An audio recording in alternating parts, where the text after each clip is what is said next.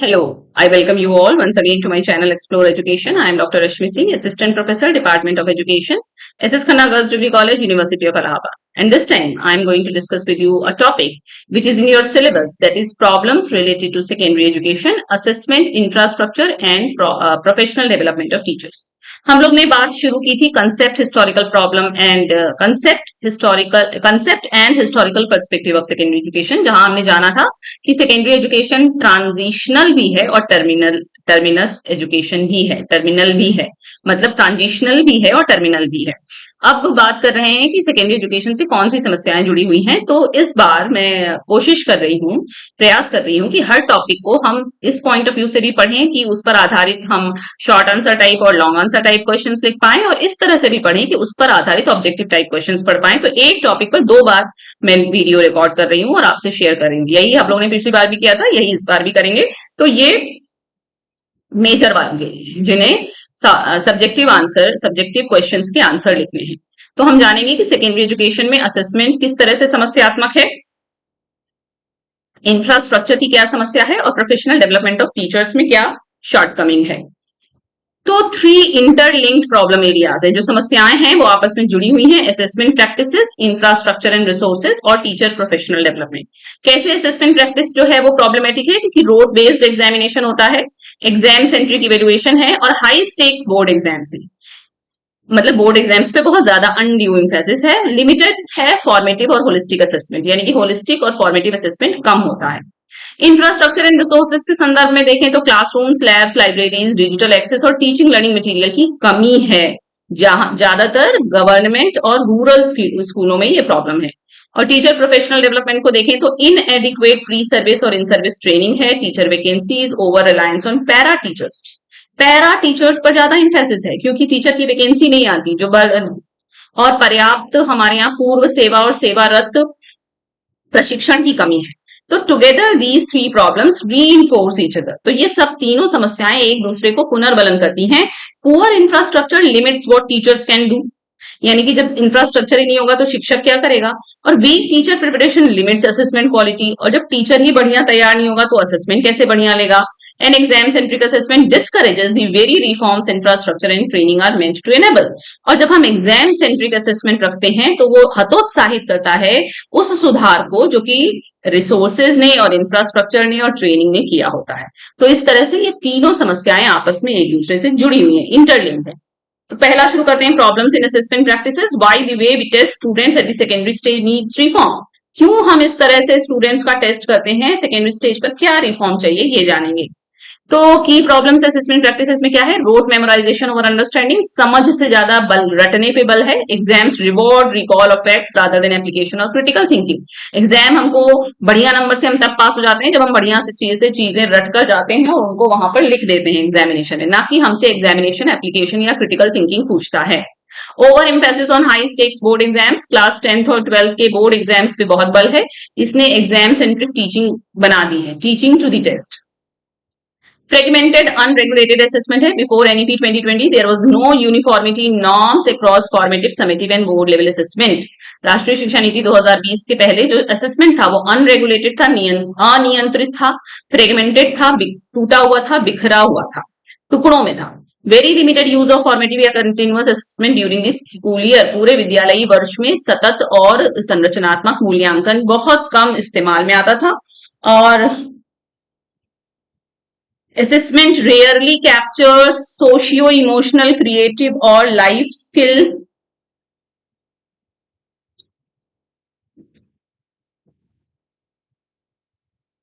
Assessment rarely captures socio emotional, creative और life skill development, यानी कि असेसमेंट मुश्किल से मुश्किल दौर में वो कैप्चर करता है, जैसे कि सोशियो इमोशनल स्किल की बात हो रही है हमारे यहाँ, इसका कोई असेसमेंट का तरीका नहीं है। हम कोई क्रिएटिव या लाइफ स्किल डेवलपमेंट की बातें नहीं पूछते, केवल कॉग्निटिव और एकेडमिक ही पूछते हैं। और कोचिंग कल्चर का प्रेशर है, students prepare for exams through private coaching rather than classroom learning. बच्चा जो है वो आजकल तो कल्चर है कि डमी 10th और 12th कर रहा है, मतलब वहां सिर्फ एडमिशन ले लेता है और 9th क्लास से ही नीट की, जेई की तैयारी करने लग रहा है। तो क्लासरूम लर्निंग तो वो सीख ही नहीं रहा है, वो प्राइवेट कोचिंग को प्रेफरेंस दे रहा है। तो ये सारी दिक्कतें और गलतियां हैं। असेसमेंट रिफॉर्म्स जो एनईपी 2020 ने किए हैं वो क्या है, परख, हम लोगों ने बहुत बार इसकी बात की, performance assessment review and analysis for knowledge Analysis of knowledge for holistic development. The national assessment body set up under NCERT to standardize learning assessment norms across boards and states. ये नेशनल असेसमेंट बॉडी बनाई गई है NCERT के अंदर, जिसने learning assessment norms को across boards और states standardise किया है. कंडक्ट्स दी परख राष्ट्रीय सर्वेक्षण नेशनल अचीवमेंट टाइप सर्वे, ये चलाती है. ये 2024 का चला है, जिसमें कि उसने 21 लाख स्टूडेंट और 2.7 लाख टीचर्स को कवर किया है. Holistic progress cards and SQAAF क्या है? Holistic progress cards gives a 360 degree view of learner, academics, creativity, socio emotional skills and community engagement moving beyond marks alone. यानी कि अब वो कह रहा है कि होलिस्टिक प्रोग्रेस कार्ड बने, इसमें एकेडमिक्स के अलावा क्रिएटिविटी का टेस्ट हो, सोशियो इमोशनल स्किल्स का टेस्ट हो, कम्युनिटी एंगेजमेंट की बात हो. यानी कि सिर्फ मार्क्स से अब काम नहीं चलेगा, उससे आगे हमको 360 डिग्री व्यू ऑफ लर्नर चाहिए. School quality assessment and assurance framework जो है SQAAF, ये इवेल्युएट करता है स्कूल को 5 डोमेन के तहत. हम लोगों ने ये बात की है जब हम लोगों ने सेकेंडरी एजुकेशन की पैरामीटर्स की बात कर रहे थे, तब हमने ये बात की थी. एडमिनिस्ट्रेशन कैसा है, करिकुलम कैसा है, असेसमेंट कैसा है, इंफ्रास्ट्रक्चर कैसा और इंक्लूसिवनेस उस स्कूल में है कि नहीं. तो ओवरऑल शिफ्ट कहां से कहां हो गया? From a terminal one time exam to a continuous formative and competency based process. यानी कि एक टर्मिनल एग्जाम से ये एग्जाम बढ़कर कैसे हो गया है? सतत, संरचनात्मक और दक्षता आधारित प्रक्रिया हो गई है. दूसरी समस्या वो इंफ्रास्ट्रक्चर और रिसोर्स की शॉर्टेज है. Physical, digital and material gaps that limit secondary schooling. यानी सेकेंडरी स्कूलिंग को कौन कम कर रहा है? फिजिकल इंफ्रास्ट्रक्चर नहीं है, डिजिटल नहीं है और मटेरियल भी नहीं है. क्या दिक्कतें हैं? शॉर्टेज है किसकी? क्लासरूम की. साइंस कंप्यूटर लैब नहीं है, फंक्शनल लाइब्रेरीज नहीं है, अनइवन बेसिक फैकल्टीज है, यानी कि ड्रिंकिंग वाटर भी नहीं है, फंक्शनल टॉयलेट्स नहीं है स्पेशली फॉर गर्ल्स, दिव्यांग स्टूडेंट्स के लिए रैंप नहीं है और इलेक्ट्रिसिटी कनेक्शन भी नहीं है. डिजिटल डिवाइड की बात करें तो poor internet connectivity and lack of devices limit blended and technology enabled learning. हम जब कहते हैं कि टेक्नोलॉजी इनेबल्ड लर्निंग से पढ़ाया जाए, ब्लेंडेड लर्निंग से पढ़ाया जाए, तो बच्चा कैसे पढ़ेगा जब ना उसके पास डिवाइस है और अगर है भी तो इंटरनेट कनेक्टिविटी पुअर है, स्पेशली इन रूरल और एस्पिरेशनल डिस्ट्रिक्ट में.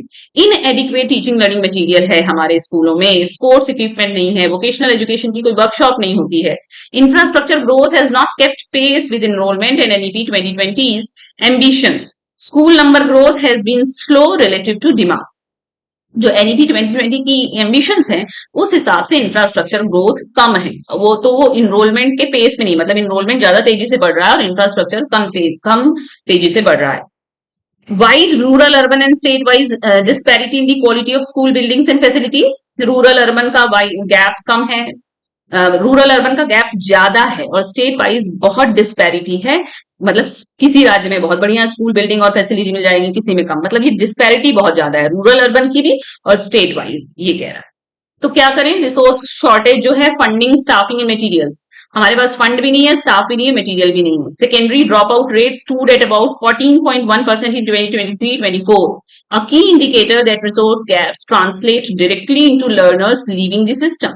ये एक की इंडिकेटर है जो बताता है कि क्यों लर्नर्स जो हैं वो सिस्टम को छोड़ रहे हैं. Financial constraints on state education budgets restrict new construction, maintenance and material procurement. जो फाइनेंशियल कंस्ट्रेंट है कि भाई पैसा नहीं है, स्टेट एजुकेशन के पास बजट नहीं है, इस वजह से नया निर्माण नहीं हो रहा है, जो चीजें टूट फूट गई वो मरम्मत नहीं हो रही है, मटेरियल नहीं आ रहा है. स्टेज सब्जेक्ट स्पेसिफिक टीचर्स नहीं है, खासतौर से साइंस, मैथमेटिक्स और इंग्लिश के लिए रूरल और रिमोट सेकेंडरी स्कूल्स में, क्योंकि वहां कोई पढ़ाने नहीं जाना चाहता है. अनट्रेन्ड और कॉन्ट्रेक्चुअल पैरा टीचर्स पे ही ओवर रिलायंस है, हम निर्भर हैं. सिंगल टीचर स्कूल्स और and schools functioning without a head teacher remain A documented problem in several states. बहुत सारे राज्यों में अभी भी सिंगल टीचर स्कूल चल रहा है, कोई हेड टीचर नहीं है वहां. Government schemes such as Samagra Shiksha Channel funds toward diets, bites, teacher training and infrastructure, but implementation is uneven across states. यानी कि कई राज्यों में अच्छा है लेकिन कई राज्यों में बहुत खराब है, यानी across states ये असामान्य है. अब तीसरी जो दिक्कत है वो प्रोफेशनल डेवलपमेंट ऑफ टीचर्स, यानी कि preparing, training and supporting the secondary school teaching workforce. यानी कि जो सेकेंडरी स्कूल के लिए टीचिंग वर्कफोर्स तैयार हो रहा है उसकी तैयारी, प्रशिक्षण और सपोर्ट में कमी है. क्या है? लार्ज टीचर वैकेंसीज हैं. बिहार और उत्तर प्रदेश में 2 लाख तक पोस्ट वेकेंट हैं. Weak teacher education institution infrastructure से प्री सर्विस ट्रेनिंग की क्वालिटी प्रभावित होती है. अनइवन प्यूपिल टीचर रेशियो है अक्रॉस स्टेट्स, जैसे southern states such as Kerala and Tamil Nadu are closer to the recommended 30:1 while others lag well behind. यानी कि 30 हर 30 बच्चे पे एक टीचर होना चाहिए। लगभग केरला और तमिल में तो हमने इसको पा लिया है, तमिलनाडु में, लेकिन अभी भी बहुत से राज्य बहुत पीछे हैं। मतलब वहां बहुत 50 बच्चे पे एक टीचर है, 60 बच्चे पे एक टीचर है।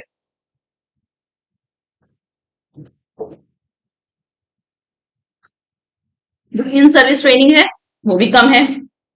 जो है भी वो क्लासरूम प्रैक्टिस से डिस्कनेक्टेड है, यानी कि वो सिखाया ही नहीं जा रहा है जिसकी क्लासरूम में जरूरत पड़ेगी, rather than continuous professional development. Teachers are frequently diverted to non academic administrative duties, reducing instructional time. अब तो बहुत कम हो गया है, अदरवाइज टीचर्स को कभी पोलियो ड्रॉप्स में, कभी प्राइमरी में तो और ज्यादा, कभी वोट में, कभी चुनाव में, कभी गिनती में लगा दिया जाता है। तो वही तो उनके पास समय है, तो वो इंस्ट्रक्शन देने के बजाय ये सब काम कर रहे हैं। तो ये भी दिक्कत है। लिमिटेड कैरियर ग्रोथ है, mentoring support and recognition mechanisms for good teaching. ये सारी दिक्कतें टीचर प्रोफेशनल डेवलपमेंट के साथ सेकेंडरी एजुकेशन में हैं। टीचर डेवलपमेंट इनिशिएटिव्स की बात करें अगर अंडर एनईपी 2020, तो उसने कौन से इनिशिएटिव लिए? देखिए, निष्ठा की बात है, national initiatives for school heads and teachers holistic advancement. National initiative for school heads and teachers holistic advancement, ये इसका फुल फॉर्म है। Large scale in service training deliver किया जा रहा है मेनली दीक्षा के थ्रू। आईटेप आप जानते हैं, इंटीग्रेटेड टीचर एजुकेशन प्रोग्राम शुरू किया गया है, 4 year integrated bachelors degree combining general and teacher education, जिसमें जनरल और टीचर एजुकेशन को जोड़ के पढ़ाया जाएगा। NPST National Professional Standards for Teachers defines expected competencies and benchmarks at each career stage। यहाँ पे नेशनल प्रोफेशनल स्टैंडर्ड बनाए गए हैं टीचर्स के लिए, जो बताते हैं कि किस स्टेज पे टीचर को कौन सी एक्सपेक्टेंसी, कौन सी कॉम्पिटेंसीज एक्सपेक्टेड हैं। और national mission for mentoring NMM बनाया गया है, creates a pool of outstanding senior retired teachers to mentor and support young in service teachers, यानी कि जो सीनियर टीचर्स हैं वो यंग टीचर्स को ट्रेन करें।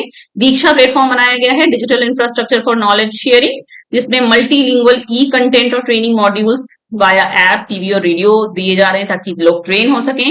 और समग्र शिक्षा शुरू किया गया है, एक अम्ब्रेला स्कीम है, फंडिंग डाइट और बाइट इसकी फंडिंग करते हैं। ये स्ट्रेंथन करता है टीचर ट्रेनिंग को और capacity building alongside infrastructure.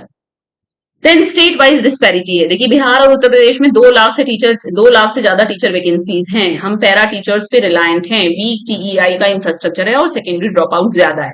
जबकि केरला और तमिलनाडु में बेटर पीपल टीचर रेशियो है, स्ट्रॉन्गर ट्रेनिंग इंफ्रास्ट्रक्चर है और बेटर रिटेंशन आउटकम भी है। Then how the 3 problems reinforce each other, कैसे ये तीनों समस्याएं एक दूसरे को और बढ़ाती हैं। वीक इंफ्रास्ट्रक्चर की वजह से टीचर की कैपेसिटी लिमिट होती है, टीचर की कैपेसिटी की वजह से असेसमेंट खराब होता है, असेसमेंट खराब होता है इसलिए टीचर की कैपेसिटी आप कह सकते हैं कि लिमिट हो गई, और टीचर की कैपेसिटी भी ढंग से काम नहीं कर पा रहा है तो इंफ्रास्ट्रक्चर अच्छा भी है तो उसका कोई मायने नहीं है। यानी कि under resource schools can not equip teachers with labs, libraries और digital tools, limiting how they can teach and assist. वो कह रहा है जिस स्कूल के पास रिसोर्स ही नहीं है, वहां टीचर्स के पास लैब ही नहीं है, लेबोरेटरी नहीं है, लाइब्रेरी नहीं है, डिजिटल टूल्स नहीं है, तो कैसे वो अच्छा पढ़ाएंगे। फिर अगर टीचर ही ट्रेंड नहीं है, ओवरबर्डेंड है, तो फिर वो असेसमेंट कैसे करेगा? अच्छा, फिर वो बनाएगा रोड मेथड पे आधारित एग्जाम, फिर वो वन टाइम एग्जामिनेशन लेगा। फॉर्मेटिव असेसमेंट के लिए टाइम, टूल और स्किल की जरूरत पड़ती है। Exam centric assessment discourages schools from investing in the very infrastructure. जो एग्जाम सेंट्रिक असेसमेंट होता है वो स्कूल को डिस्करेज करता है, क्या जरूरत है इंफ्रास्ट्रक्चर में इन्वेस्ट करने की, एक बार तो एग्जाम लेना है। तो वहां वैसे ही labs, project spaces, ICT rooms और रिचर असेसमेंट मेथड, जिनको जो रिचर असेसमेंट मेथड्स के लिए चाहिए उसकी जरूरत ही नहीं है। इस तरह से समझिए। तो वे फॉरवर्ड हम क्या लेके जाएं कि institutionalise continuous competency based assessment होना चाहिए। हमको लैब्स, लाइब्रेरीज और डिजिटल कनेक्टिविटी खासतौर से रूरल और एस्पिरेशनल डिस्ट्रिक्ट के लिए प्रायोरिटाइज करनी चाहिए, क्योंकि समग्र शिक्षा और PM श्री ये कह रहे हैं। टीचर वैकेंसीज को एक मिशन मोड पे भरा जाए और अनट्रेन्ड पैरा टीचर्स पे डिपेंडेंसी कम की जाए। इन सर्विस ट्रेनिंग को कंटिन्यूअस बनाया जाए, क्लासरूम लिंक्ड बनाया जाए, निष्ठा, NMM इनके द्वारा, रादर देन ए वन टाइम इवेंट। और मॉनिटरिंग और अकाउंटेबिलिटी की जाए थ्रू SQAAF, जो 5 हम लोग पैरामीटर्स की बात करते हैं। और स्टेट लेवल डैशबोर्ड को भी स्ट्रेंथन किया जाए, जैसे UDSE प्लस NCTE। ओके, तो आपसे क्वेश्चन भी पूछ सकता है, what is Parakh, list any 4 infrastructural gaps in Indian secondary schools, define HPC, what is Nishtha, है ना। या लॉन्ग आंसर में discuss the major problems in assessment practices at the secondary stage and explain the reforms introduced by NEP 2020। इस तरह से करके कई example हैं। तो की टेक अवे क्या हुआ कि secondary education in India faces 3 deeply interlinked problems, rote या exams and pre assessment, infrastructure and resource shortage and weak teacher professional development. NEP 2020 responds with Parakh, holistic progress cards, NSQAF for assessment और समग्र शिक्षा और PM Shri बनाए गए infrastructure के लिए। इसके अलावा Nishtha, ITEP, NPST and NMM for teachers की ट्रेनिंग के लिए बनाए गए हैं। Progress is real but uneven, progress हो रही है पर सब जगह बराबर नहीं है। Large state wise gaps remain, specially in high vacancy low infrastructure states. और sustainable improvement needs all three areas to move together. Infrastructure, teacher capacity and assessment reform can not succeed in isolation. यानी कि अगर हम sustainable improvement चाहते हैं तो तीनों areas को साथ में चलना पड़ेगा, कोई भी एक छोड़ के हम आगे नहीं बढ़ सकते। इंफ्रास्ट्रक्चर भी बढ़िया करना पड़ेगा, टीचर कैपेसिटी अच्छी हो ताकि वो असेसमेंट अच्छा हो, और असेसमेंट रिफॉर्म भी तभी आएगा जब ट्रेन्ड टीचर अच्छे इंफ्रास्ट्रक्चर के साथ पढ़ाएगा। इन सबको आइसोलेशन में आप स्टडी नहीं कर सकते, ना सुधार सकते हैं। ओके, तो ये प्रॉब्लम्स इन सेकेंडरी एजुकेशन था। अब इसी को हम एमसीक्यू बेस्ड असेसमेंट के आधार पर भी पढ़ेंगे। ओके, तो नया है इसमें एनईपी 2020, परख, निष्ठा, आईटेप, एनएमएम सब इंक्लूडेड है। पुराने वीडियोस में ये नहीं था। Okay, so thank you for watching.